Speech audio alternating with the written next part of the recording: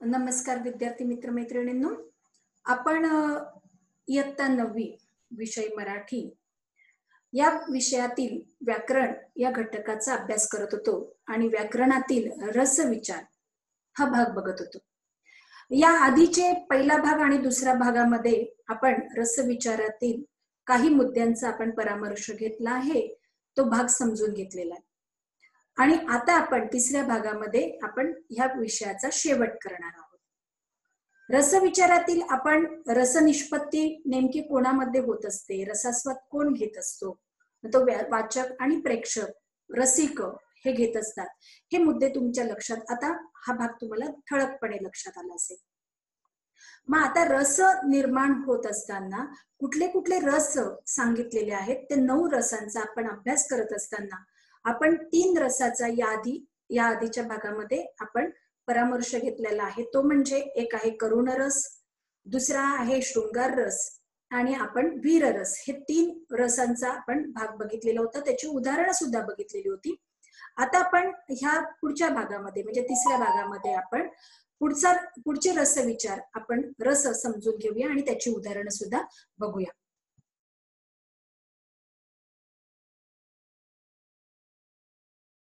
आता आपण पुढचा जो मुद्दा घेणार आहोत तो आहे हास्यरस. तुमच्या आवडीचा रस हास्यरस. विनोदी भावना इथे व्यक्त केली जाते, म्हणजे विनोदी भावनांचं दर्शन जो असतं ते दाखवलं जातं. हास्यरस साधारणतः कधी निर्माण होतो, तर एखादा विनोद म्हणजे जोक वगैरे तुम्ही करतात तेव्हा विसंगती सुद्धा दाखवली जाते, की काहीतरी असंबंध वेगळे विरुद्ध गोष्टी जवळ जवळ ठेवल्यानंतर सुद्धा एक प्रकारे विसंगती निर्माण होते आणि त्यावेळेला सुद्धा आपल्याला गंमत वाटते, आपल्याला हसायला येतं. असंबंध भाषण, कोणी काही बडबडतो, कशाला कशाचा पायमेळ नाही, काही नाही, अशा पद्धतीने तो बोलतच राहतो, त्यावेळेला पण आपल्याला हसायला येतं. काहीतरी दोष, व्यंग दर्शन, दोष दाखवले जातात आणि त्या दोषांवर म्हणजे व्यंगचित्र वगैरे तुम्ही बघितलेलं असेल तर व्यंगचित्रामध्ये सुद्धा एक प्रकारे दोष दाखवलेले असतात. पण ते दोष दाखवताना सुद्धा कधी कधी तर असं होतं की ज्याच्यामध्ये ते दोष आहे ते बघून त्या व्यक्तीला सुद्धा आनंद वाटतो आणि हसायला येतं. या पद्धतीने ते दोष दाखवले जातात. तर व्यंग दर्शनाने आपल्याला हसायला येतं. विडंबन केलेलं असतं, एखाद्या गोष्टीची नक्कल केली जाते, पण ती नक्कल सुद्धा अशा पद्धतीने केली जाते की त्याच्यामध्ये एक प्रकारे दोषच दाखवलेले जातात त्या नक्कलमध्ये. किंवा कधी कधी नक्कल पण अशी दाखवतात की हुबेहूब नक्कल केलेली आहे आणि आपल्याला तिथे सुद्धा खूप गंमत वाटते की काय छान नक्कल केलेली आहे. किंवा विडंबन काव्य वगैरे, एक आत्रेंचे कविता संग्रह आहे झेंडूची फुले, त्याच्यामध्ये विडंबन काव्यच आहे की खूप छान पद्धतीने त्यांनी काही कवितांचं विडंबन केलेलं आहे. तर ते एक प्रकारे हास्य रचनाच अशी आहे. त्यानंतर चेष्टा मस्करी करणं कोणाची तरी, त्याबद्दल पण आपल्याला हसायला येतं. विनोद करणं वगैरे, हे सगळे साहित्यातील वर्णनामुळे हास्य रसाची निर्मिती होते. आता इथे एक उदाहरण, मी तुमच्या पुस्तकातलंच एक उदाहरण आहे की हसरे दुःख मध्ये, की पैशांची बरसत पाहून चार्लीनं आपलं गाणं मध्येच थांबवलं आणि तो प्रेक्षकांना उद्देशून म्हणाला, मी आधी पैसे गोळा करतो आणि मग उरलेलं गाणं म्हणून दाखवतो. तर आता चार्लीने इथे विनोद, आपल्याला काय विनोद वाटतं, तर तो आईच्या ऐवजी तो स्वतः स्टेजवर उभा राहिलेला होता आणि तिथे त्यांनी तो छोटासा चार्ली आई ज्या पद्धतीने गाणं म्हणते त्या पद्धतीने तो गाणं म्हणायला लागला. जिथे आईचा आवाज चिरकतो तिथे त्याने त्याचा आवाज चिरकून दाखवलेला होता. म्हणजे आईची हुबेहूब नक्कल करत असताना प्रेक्षक इतके खुश झाले की त्यांनी पैशाची बरसात केली. पण छोटा निरागस असा चार्ली, की त्याला असं वाटलं नाही की मी माझं हे जे करतोय ते मी माझं चालूच ठेवायला पाहिजे, कारण तो तितका मोठा झाला नाही. त्याला ते पैसे बघून ते पैसे मी कधी उचलतो हे असं त्याला वाटलं आणि त्याने सहज प्रेक्षकांना म्हणून दाखवलं की मी आधी पैसे गोळा करतो आणि मग उरलेलं गाणं म्हणतो. तर प्रेक्षकांना त्याची ही निरागसता बघून, त्याच्यामधलं हे बालिशपण बघून, त्याची बालबुद्धी बघून प्रेक्षकांनाही हसायला आलं, त्यांना सुद्धा गंमत वाटली आणि तिथे हास्यरसाची निर्मिती झाली.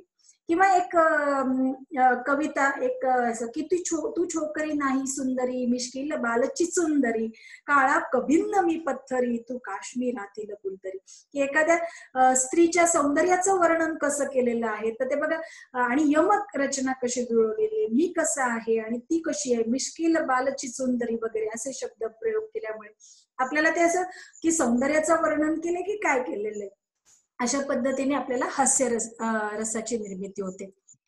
त्यानंतर आपण पुढचं बघूया.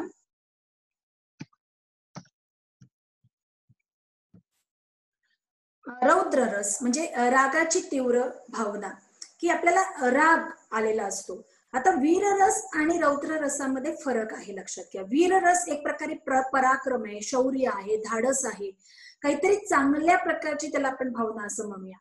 पण इथे रौद्र रस मात्र काहीतरी विध्वंस असा काही गोष्ट आहे, चिडचिड आहे, राग आहे, संताप आहे. तर तिथे रौद्र रस आहे, की आदळआपट असेल किंवा काय, साहित्यामध्ये सुद्धा किंवा नाटकामध्ये, चित्रपटामध्ये मारामारी दाखवलेली असते, भांडणं दाखवलेली असतात वगैरे, तिथे रौद्र रस असतो. क्रोध, संताप, निसर्गातील जे प्रलयकारी रूप, विध्वंस, चिड, राग वगैरे यासारखे साहित्यातील वर्णन असेल तर ते तिथे रौद्र रस होतो. भारतांब्यांची एक कविता आहे की ये रुद्रा, रुद्रासाठी, रुद्र म्हणजे शंकर, शंकर जेव्हा शांत असतो तेव्हा सांग म्हटल्या जातो, आणि जेव्हा तो चिडतो, रागावतो तेव्हा रौद्र रूप धारण करतो, त्यामुळे त्याचं नाव रुद्रा पण आहे. तर डमत डमरू ये, खणखणत शूल ये, शंख फुंकीत ये, येई येई रुद्रा, की रुद्राला म्हणजे शंकराला आवाहन केलेलं आहे की तू ये या पृथ्वीवर, आणि कसा ये, तर तुझा डमरू वाजवत ये, खणखणत शूल ये, शंख फुंकीत ये, येई रुद्रा, अशा पद्धतीने तुझा तुझा तुझं जे रुद्राचं रूप आहे, रौद्र अवतार आहे, तू दाखवून तू असं तिथे सांगितलं. किंवा पुढची आणखीन एक बघा कविता, की पाड सिंहासने दुष्ट ही पालथी, ओढ हत्तीवरून मत्त नृप खालती, मुकुट रंकासी दे, करटी भूपाप्रती, झाड खटखट तुझे खंड रुद्रा. परत रुद्राला सांगितलं की तू ये, आणि येऊन काय करायचंय, तर पाड सिंहासने दुष्ट ही पालथी, की जे राजसत्तेवर बसलेले, सिंहासनावर बसलेले अशा दुष्ट माणसांना तू खाली उतरव, त्यांची सिंहासन पालथी कर. ओढ हत्तीवरून मत्त नृप खालती, या हत्तीवर वगैरे बसलेले या नृप राजांना खालती ओढून घे. मुकुट रंकासी दे, रंक म्हणजे गरीब लोक, मुकुट दे कोणाला, ते गरीब लोकांच्या दे, आणि करटी भूपाप्रती म्हणजे राजाच्या हाती कटोरा दे, आणि झाड खटखट तुझे खणग रुद्रा, आणि तुझे जे खणक आहे ते खणखण करत, खटखट करत तू ये, वाजवत ये, अशा पद्धतीने त्यांनी रुद्राला आवाहन केलेलं आहे. तर हे सुद्धा रौद्र रसाची निर्मिती करणारं काव्य आहे. पुढे बघा, बिभत्स रस. आता बिभत्स हा शब्द कदाचित तुमच्यासाठी नवीन असेल, पण पुढे मी लगेच लिहिलेलं आहे की किळसवाणी घाणेरडी भावना. मग तुम्हाला असं वाटेल की असं साहित्यामध्ये कुठे लिहिलेलं असतं, तर असतं. आता बघा, साहित्य सुद्धा हे काय असतं की आपल्या जीवनातील एक भाग असतो. आपण जे जीवन जगत असतो त्याच्यामध्ये वेगवेगळे अनुभव येतात, तर ते तसे तशाच पद्धतीने साहित्यामध्ये किंवा नाटकात, चित्रपटात सुद्धा दाखवलेले असतात. मग आपल्या जीवनामध्ये सुद्धा अशी किळसवाणी भावना ही सुद्धा एक भाग आहे. तर त्यामुळे बघा, आता पाल वगैरे बघितली तरी आपल्याला कसं तरी वाटतं, अगदी किळस येते, अंगावर काटा येतो कसं तरी. मग ही जी ओंगळवाणे दृश्य आहे किंवा किळसवाणं आहे किंवा घाणेरडं असं काहीतरी बघितलं की आपल्याला खूप कसं तरी वाटतं. कचरा कुंडी असेल, कचऱ्याचा ढीग असेल, हे बघितलं की आपल्याला किळस वाटते. तर ते सुद्धा तशा पद्धतीचं जेव्हा साहित्यामध्ये वर्णन केलेलं असतं तेव्हा आपल्या मनामध्ये बिभत्स रस तयार होतो. किळस, ओंगळवाणे, वीट, टिटकारा किंवा तिरस्कार जागृत करणाऱ्या भावनांचे साहित्यातील वर्णन. आता त्याच्याबद्दलच्या एक दोन काव्य रचना बघा, उदाहरणं बघा. ही बोटे चघळत काय बसले हे राम हे लाळही, की बोट चघळतोय, तोंडात बोट घातलेलं आहे, लाळ सगळी टपकते, लाळ सांडते, शिशी, तोंड अति अमंगळ असेल, खूप घाणेरड असं त्याचं ते तोंड आहे.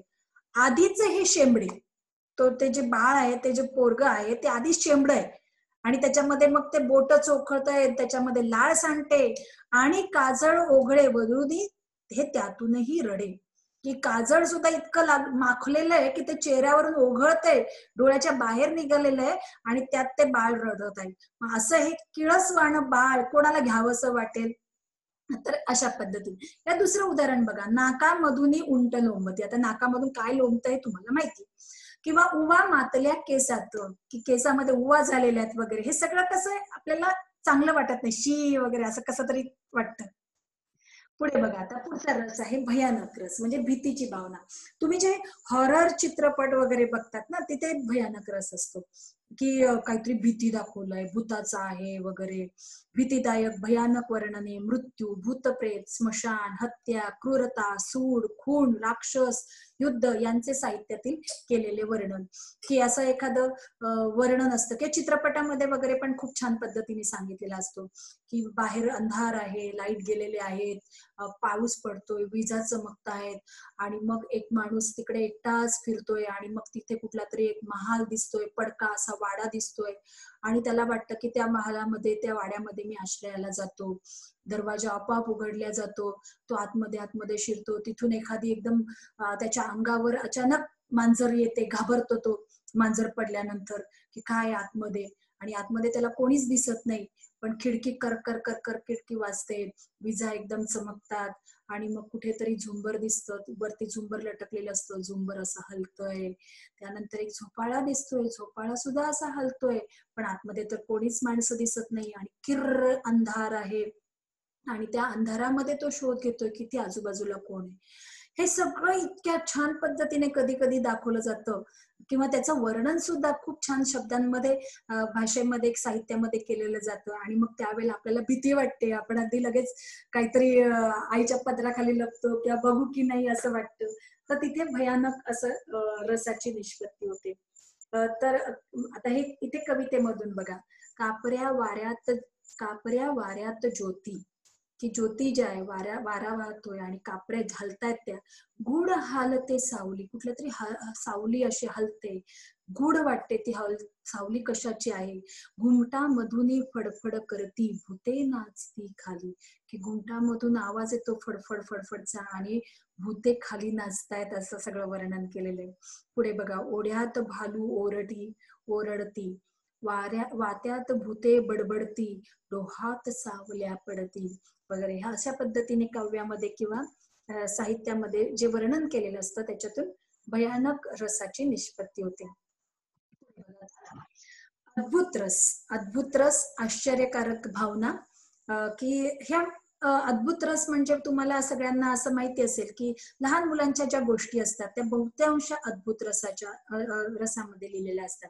म्हणजे परीकथा असेल, किंवा तुमच्या राक्षसाच्या गोष्टी असतात वगैरे, तर यासारख्या तुम्ही गोष्टी वाचलेल्या असतील, तर त्या अद्भुत रस, आश्चर्यकारक भावना, विस्मयकारक, आश्चर्यकारक, अजब, अद्भुत रम्य अशा भावनांचे साहित्यातून केलेले वर्णन.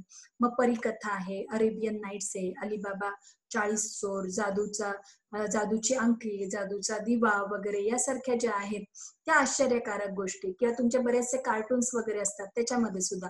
आता आश्चर्यकारक गोष्टींच्या साहित्यातून आलेलं वर्णन, ते 2 उदाहरणं बघा, की आटपाट नगरात दुधाचे तळे, आटपाट नगरात दुधाचे तळे, तळ्याच्या काठी पेढ्यांचे मळे, तळ्याच्या काठी पेढ्यांचे मळे, नगरातले लोक सारेच वेडे, नगरातले लोक सारेच वेडे, वेड्यांनी बांधलेत बर्फीचे वाडे. अंघोळीला पाणी घेतात दुधाचे, अंघोळीला पाणी घेतात दुधाचे, डोक्याला तेल लावतात मधाचे, फणस पोळीचे कपडे घालतात, सारेच वेडे उलटे चालतात. नाही की नाही मजेशीर, अद्भुत असं असं जे काहीतरी मस्त वेगळं काहीतरी लिहिलेलं असतं, की आपल्याला ते आश्चर्यकारक वाटतं, गंमत वाटते.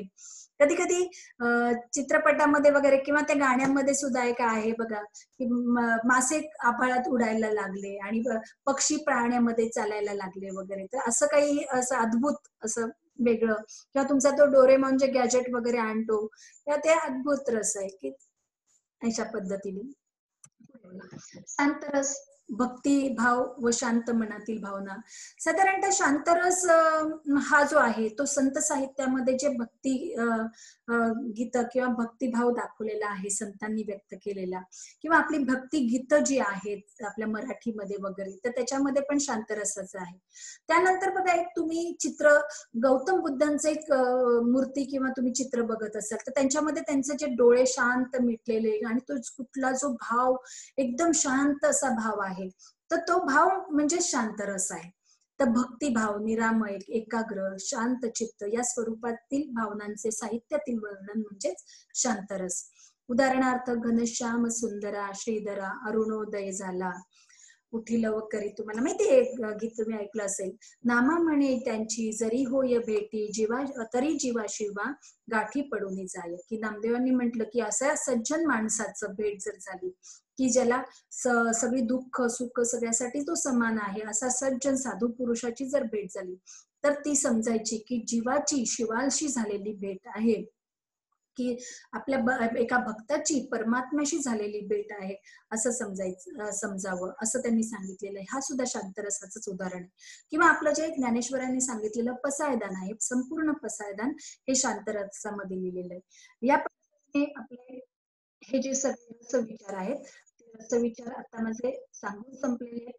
आता विद्यार्थी मित्रांनो, तुम्हाला याच्यावर प्रश्न कशा पद्धतीने विचारले जाईल तर साधारणतः तुम्हाला जे स्थायी भाव आहे ते स्थायी भाव आपल्याला माहिती पाहिजे. त्यानंतर आपले 9 रस जे आहेत ते 9 रस तुम्हाला पाठ झाले पाहिजे. त्यानंतर लक्षात घ्या की एखादं उदाहरण दिलं जाईल आणि त्या उदाहरणाचा म्हणजे तुमच्या पुस्तकातील असावा सुंदर चॉकलेटचा बंगला वगैरे हे जे गीत तुम्ही ऐकलेलं असेल तर ते गीताच ते कवितांच्या ओळी असेल आणि मग कुठल्या रसाचं ते उदाहरण आहे ते तुम्हाला सांगता आलं पाहिजे. किंवा तुम्हाला माहित असलेलं एखादा रस देऊन म्हणजे करुण रस आहे किंवा एखादा शृंगार रस आहे, तुम्हाला माहिती असलेली उदाहरणं त्याच्यामध्ये लिहा. या पद्धतीने तुम्हाला याबद्दलचे प्रश्न विचारले जाऊ शकतात. महत्वाचा घटक आहे, पुढे सुद्धा उपयोगी घटक आहे, फक्त आत्ताच्या परीक्षेपुरता किंवा 9वी साठीच विचार करायचा नाही. कारण आपण भाषेचे विद्यार्थी आहोत, साहित्याशी आपला संबंध येत असतो. त्यामुळे आपण जेव्हा कुठली कथा कादंबरी वाचत असतो तेव्हा आपल्या मनामध्ये हे रस उत्पन्न होत असतात, रसास्वाद घेत असतो त्या गोष्टीचा, त्या कथानकाचा. त्यामुळे हे आपल्याला ह्या सगळ्या गोष्टी आपल्याला माहिती असणं हे खूप आवश्यक आहे.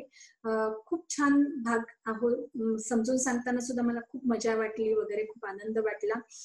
माझ्या मनामध्ये वेगवेगळे रस विचार रसनिष्पत्ती होत होती हे सगळं वाचत असताना आणि तुम्हालाही खूप आवडलं असेल विद्यार्थी मित्रांनो.